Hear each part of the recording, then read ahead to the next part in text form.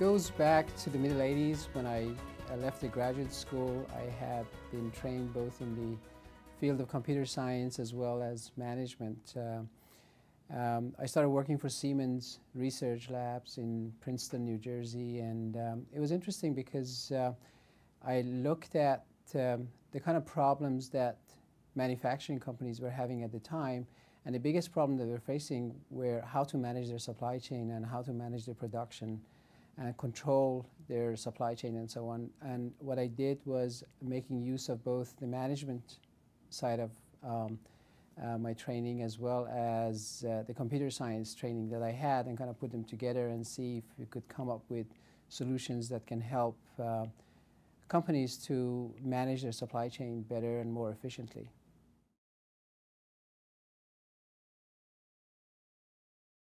Adexa primarily helps the customers to provide a more efficient supply chain, to operate in a more efficient supply chain, and helps them to provide better delivery performance for their customers. In the process of doing so, it enables them to make better use of their resources, be more profitable, and be more predictable. Our mission is very simple. We enable our customers to be the benchmark of their industry. It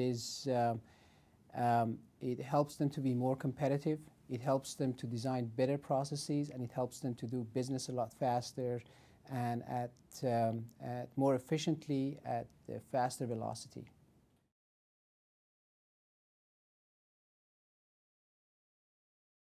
Our competitive advantage fundamentally is to provide better customer service, better solution at lower cost of ownership.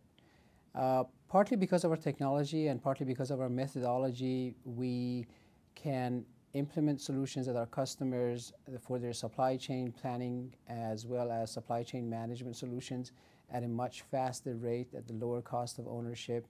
And that's one side of the competitive edge that we have. The other one is really the adaptability of our solution. In fact, the name Adexa comes from adaptability and dexterity, which kind of defines what our solutions are all about. Our solutions are very adaptable. They change and mold into the customer's business very quickly. And that's what our customers are looking for, because their business processes are changing all the time. They're acquiring new businesses. They're selling their businesses. They are changing their priorities all the time. And because of that, they need to have a solution which is constantly changing and molding into the different business processes that they have.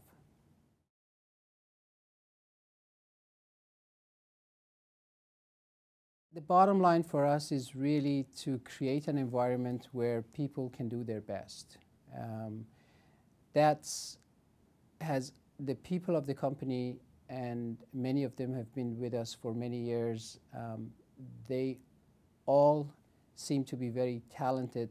The biggest challenge for me is how do I enable them and create the right environment for them to do the best that they can be. That's one of the top challenges that I've always had. The second one is to make sure that we provide what our customers are looking for and go beyond their expectations.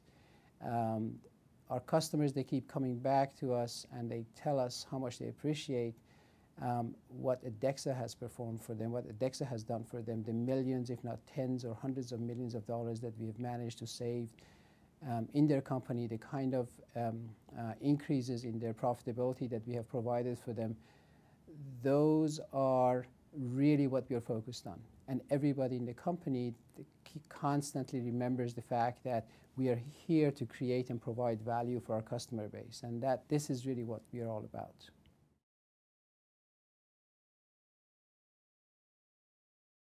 You know, my personal goals, I don't want to get too philosophical about this, but my personal goal is really to lead a happy life. I mean, it's to get satisfaction from what I'm doing, to enjoy life the way it should be done.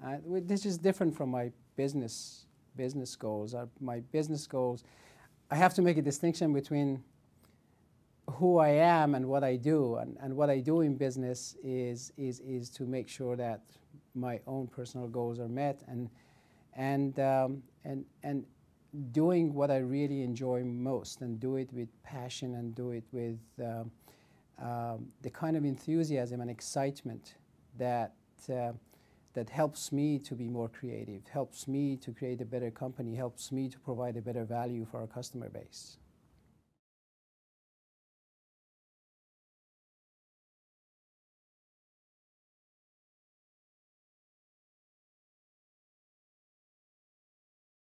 They're extremely, very many companies get started based on a vision, a dream that the founder has. And I think Adexa is no different from that. We originally started the company based on the fact that the existing technologies weren't really delivering to the needs of the customers.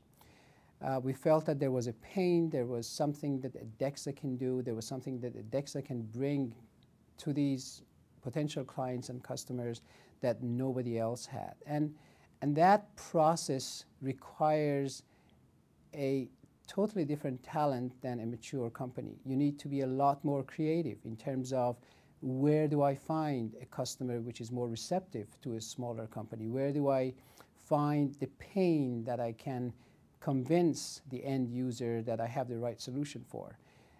Is the question of not so much about technology, is the question of the kind of people skill, the vision. And as you can imagine, in the beginning phases of a company, there are lots of ups and downs, and it does require a lot of perseverance that one cannot easily get dissuaded from the direction and the goal that one has. So one has to be prepared for a difficult and sometimes painful birth. Just like any other birth, it has to be painful. And that's how companies get started. So it does require a totally different talent. A mature company is mostly focused on execution. Creativity is also needed, but execution, what makes a company tick. And so it does require really two different types of skill set.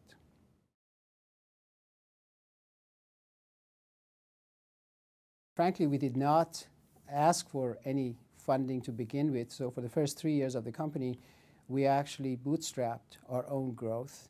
For the first year, I managed to convince a lot of end customers to work with us, and through that process, I had a better understanding of what their real needs are. What is it that, what are the pains, and what is it that we can do to help them?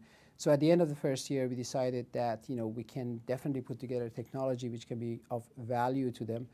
By the end of that year, we kind of put that technology together, and we developed the software, and then we convinced our first customer to go with that technology, and that turned out to be very successful. And then for the next 2 to 3 years, we actually made more sales. We worked with some other companies as partners, and we managed to grow the company basically about 300% to 400% every year for the first 3 years before we went out and asked for venture capital funding.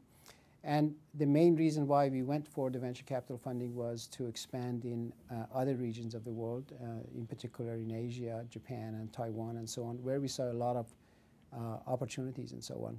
So funding was never an issue for us, although most founders, they are very much focused on founding the business. I think if the ideas are right, if the vision is good, and if the direction that one takes is correct, then the funding will come.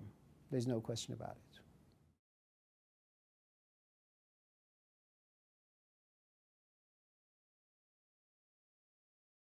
Looking back, probably one of the biggest challenges I might have had has been making the payroll at the end of a couple of periods, and it's simply managing the cash and having only a few people, but yet you have to make sure that the money is received on time to make the payroll. So there has been times in the beginning that within 2 or 3 days of making the payroll, we received some of the accounts receivable and made the payroll. But until that moment, that made me very nervous. More recently, I think after the recession, for lack of better word, or the bubble burst back in year 2000, we had to downsize our business, and especially after the event of 9/11, we had to downsize the business and bring our expenses more in line with our revenue and so on. So we had to let quite a lot of people go, and that was for the first time in the history of the company where we let people go, and that took a lot of for lack of a better word again, pain for me to get used to the idea that this is what is right for the business. But then this is what it takes to create a business and make it going and make it healthy and so on. So we had to adapt to that, and that was probably one of the biggest challenges that I personally have had.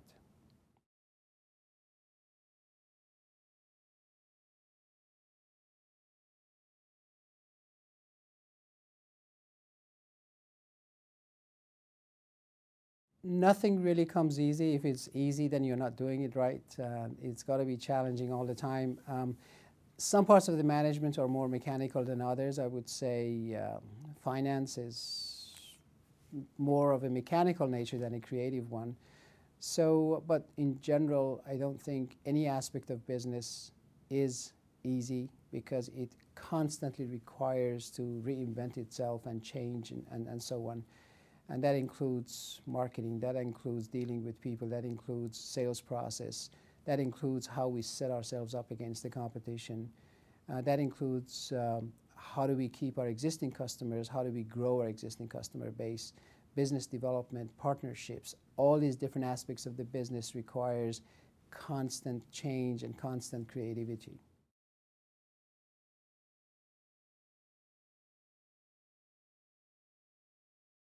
Understanding people and providing the right environment for them, helping them to achieve their best. That's one. The second one, I would say, creating the right team. You can put very talented people together.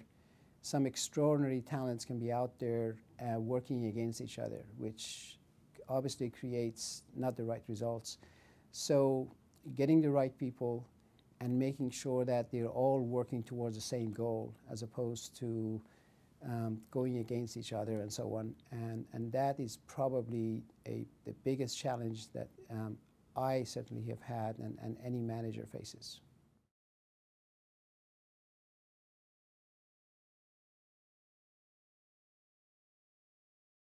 There are really no secrets. Given enough time, anybody can do anything. And the question for me is, how much information do I need to make a decision? And a lot of times I have to rely on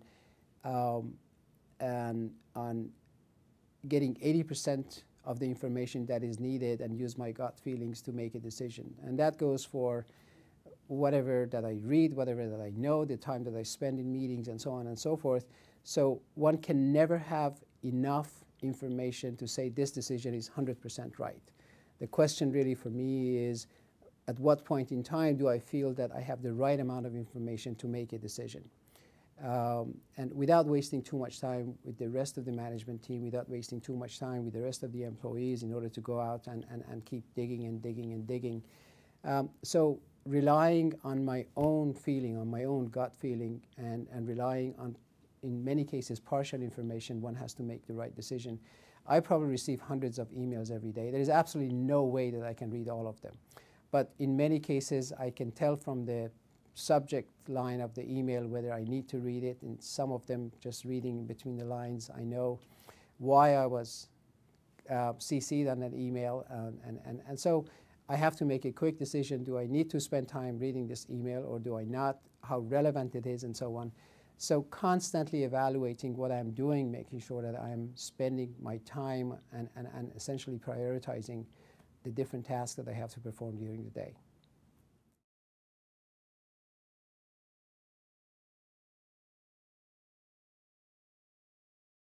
In general, I see the MBA holders as definitely a plus, primarily because people who go for MBA programs, they tend to be more ambitious. They tend to be wanting more in their careers, in their professional life, and so on. So by the very fact that they have actually committed themselves to this program, by the very fact that they have gone through all the ups and downs and the effort that is needed to essentially qualify and get into the program and graduate from the program, that makes a huge statement about these individuals. It's not so much about how much they have learned, it's about how much they have been exposed to different problems and how much they can think in the right direction in terms of problem solving, in terms of understanding the nature of the business, understanding different aspects of the business so they can make the right decision. And that definitely is very helpful.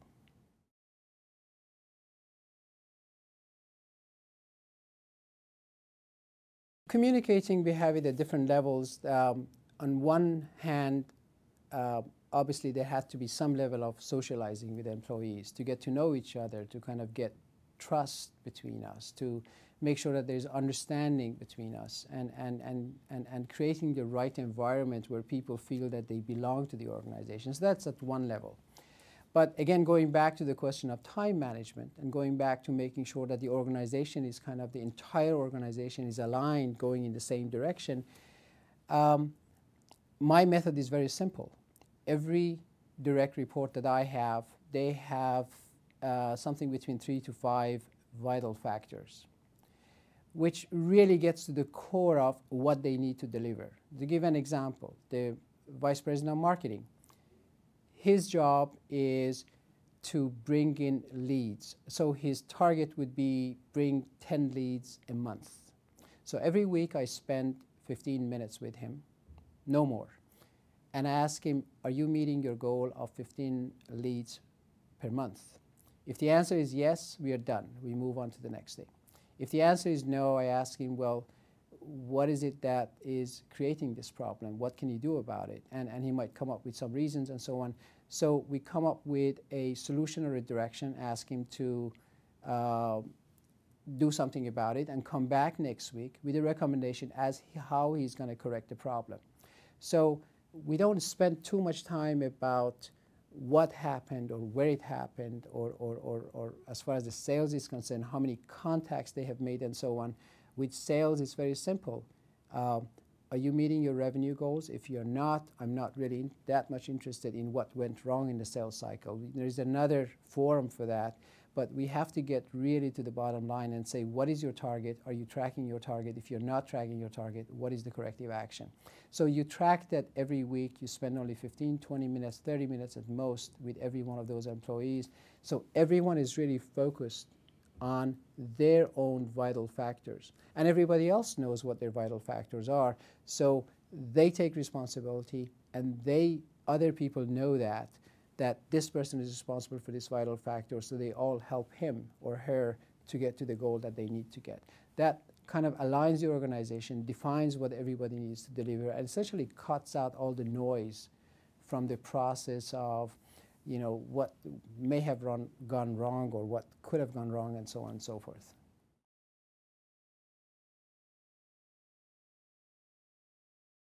I really can't think of very many unusual requests, but there are cases where the clients, they come to us, and in certain regions of the world, they are not as much accustomed to implementing software in their environment. So they tend to be more skeptical about the use and the value of the software. So we have had some instances where the client has come to us and they have asked for acquiring the software, installing it, getting it to work, and only then would they pay for the software and so on, which is totally unacceptable to us. And it's not a good business methodology for us to operate under. And so it takes a while for us to kind of educate the customers and make sure that they understand that implementing software solutions and enterprise software solutions into some of these huge conglomerates requires a partnership, requires data from them, requires commitment, requires business processes from them, as well as implementation of technology, and embedding the technology within their environment requires total ownership from their side as well as our side. So unless that is present, there is no way that we can guarantee implementation and success of the solution. So those are some of the problems that we every now and then run into, especially in certain regions of the world.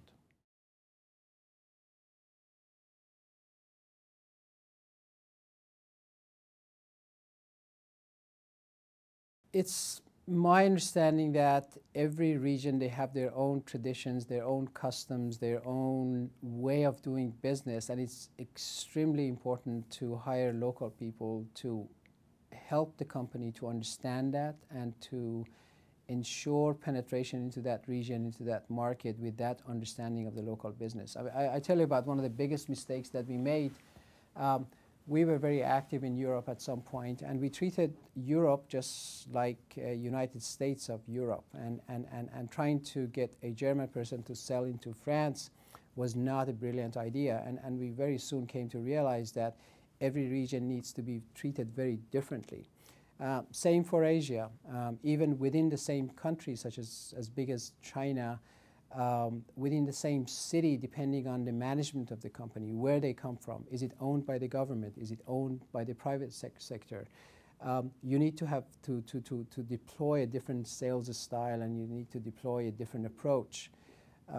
Working with the local partners and so on, understanding the nature of the business, etc., plays a very important role in the overall way of doing business with them. Their expectation from us can be very different as well. Business ethics are very different, and in some cases the business ethics that they have may well to be illegal in the United States, and under those conditions we cannot operate.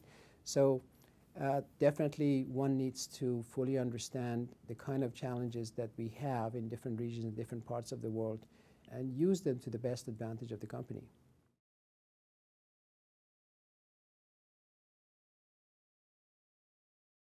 You know, it's really difficult to put my finger on one person in terms of being a role model, but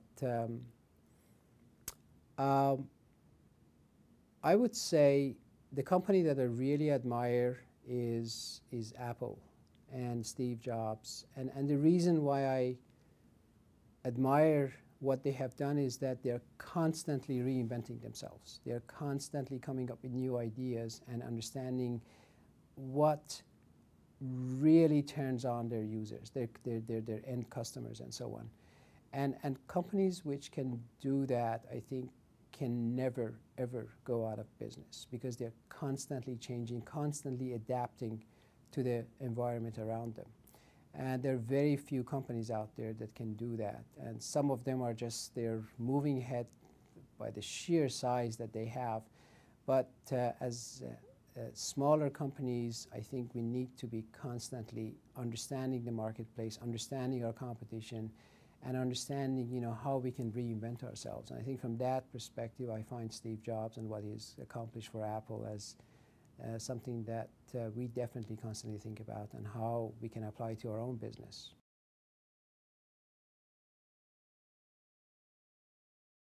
You know, the one that comes to mind is From Good to Great. I think it was written by Jim Collins. I really enjoyed that book because it in a way, it reflected what our customers are going through. And, you know, I always think of three different kinds of companies in terms of our customer base. There are some customers of ours or clients that we have that they have run into the wall and they're trying to get up and find a way around it. And there are some other class of customers where they're running and they see a wall in front of them, so they are trying to see what they can do to get around before they run into the wall. And yet there are some other class of companies, the third class of companies, where they are actually building the wall for everybody else to run into. And I think this book, From Good to Great, talks about those companies, that how they actually build the wall for others to run into, and the methodologies that they have deployed to become great companies and not just average good companies.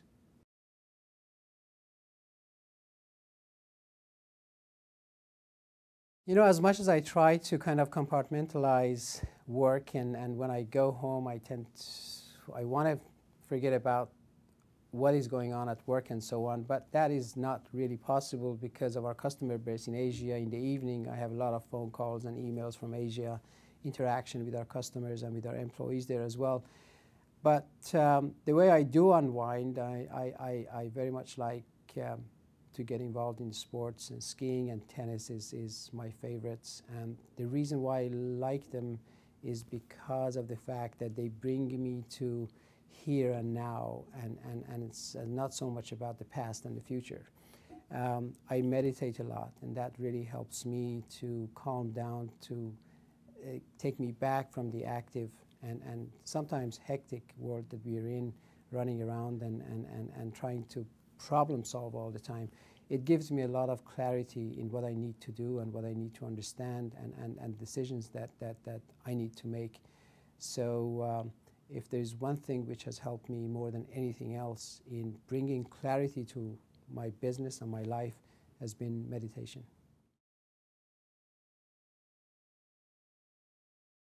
I would definitely say, again, talking about the business world, it's been the kind of customers that we have, the kind of value that we have generated for them. You know, we haven't gone out there and actually put together a number that I can quote to you, but I can safely say that it's in billions and billions of dollars in terms of the value that we have generated for our customer base, not just in North America, but also in Asia as well as Europe. I visit our customers very often. I talk to them. Just recently, I went to one of our customers. It's a $6 billion company in high-tech space. And I was amazed by what they told me, that they're running their business. Every quote that they give to their customers is based on our system. Every time that anyone needs anything, they look into our system to find out when it is available, when it's going to be manufactured, if it's going to be late, if it's going to be early. And running the entire business on our technology, relying on what we have created, it gives me a lot of pride. The second thing, which is extremely important for me, is the kind of pride and passion that we have within our company. Many of our employees have been with us. I mean, our history of the company is only about 12 years, but many of our employees, they've been with us for over 8 years, on average 8, 9 years now. And they have a sense of pride and ownership in what they have created and the value that we have created for our company, for our customers, and so on. So that is what keeps me going and what makes me tick every day.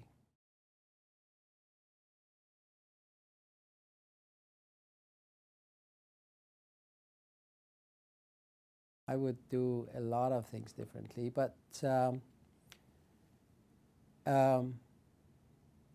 I would say having an engineering background, in the beginning I relied too much on creating a good product. Not a bad thing by itself, but I think I should have, and I hesitate to say this because it's a should have and could have, but what I wanted to come across is that spending the right amount of money on sales and marketing can pay off big time in the growth of the company. As an engineer, I always believe that a good product sells itself, but in some cases that may be true. On a smaller scale, this can be true. But if you have a good product, then you got to tell the whole world about it and be very convincing about it, and make sure that and you are getting the right message across to your customers and clients and potential users out there. In the absence of that, I think you will have a successful company, but you will not have a company that can operate at the international scale and be as competitive as it can be. Because at the end of the day, if your competitor does not have the product, but they have the right message, they can create enough capital to essentially acquire the technology. So technology by itself is not as valuable. You have to take that and combine it with the right level of sales and marketing and the right strategy to make sure that you create a great company, as opposed to a successful company that by itself not being as exposed to the potential end users as it could be.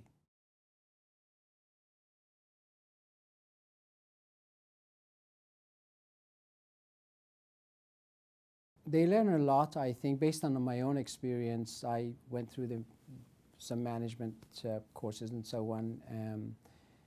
A lot of their management career really deals with their people skill and how they interact with each other. You know, people often complain about politics in organizations, but politics is really no more than understanding each other. Politics really is no more than doing the right thing and saying the right thing and understanding everybody else in the company. And that's really what drives the business. So if one is pursuing a management career, I think the first and foremost is to make sure that they understand how to deal with people, how to understand people, how to listen to them, how to be convincing enough to get their trust so that they believe in them as the leaders. They believe in them as someone that they can trust, and they can essentially do whatever it takes to make them as well as the whole team successful. So those are some of the things that people do not pay as much attention to. They fall back on their own intuition. In some cases, it's the right thing to do. In some cases, it's not as helpful. So I think a lot of other things that we read in textbooks and so on, they are fairly mechanical. And if you graduate from pretty much all the universities, you have the necessary background. The question is, how do you take that and how do you deploy it and how do you use it in your interaction and problem solving with other people and so on. So I would definitely say that, you know, focus on your people skill, focus on your understanding and listening skills with others.